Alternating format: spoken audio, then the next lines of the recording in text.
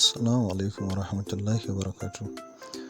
Muna mai sauraro barka da zuwa wannan tasha na mai albarka, ko kuma mu ce barka da dawowa. Wannan shine zonka na farko, ka danna mana alamar subscribe, sannan ka danna alamar ƙararrawar sanarwa wanda da mun sa shirye-shiryen mu za ka same shi. A yau Talata ne muka samu labarin babban jami'ar sojan Najeriya mai suna NDA wanda take Kaduna, ƙaramar hukumar Igabi. 'Yan bindiga suka kai farmaki inda suka kashe mutum 2 tare da garkuwa da mutum 1.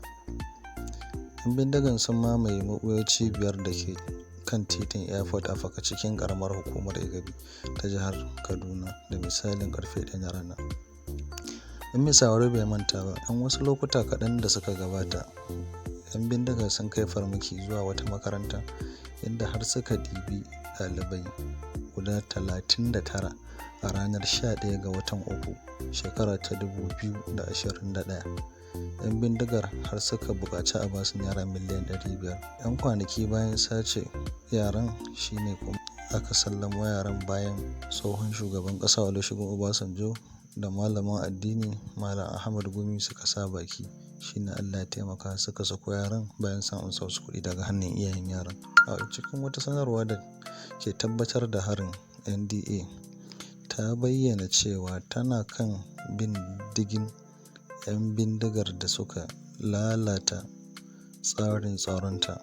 Jami'an hulɗa da jama'a na kwalejin Bashir Muhammad Jajara ne ya fitar da wannan sanarwa. Ya bayyana cewa tsarin tsaro na kwalejin tsaro ta Najeriya ya lalace da sanyin safiyar yau Talata ne.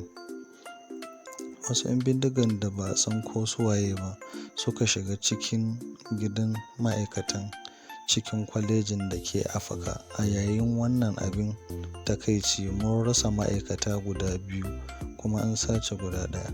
Muna binciken ne tare da haɗin gwiwar rundunar sojan Najeriya, One Division da rundunar horar da sojan sama da sauran hukumomin tsaro na jihar Kaduna.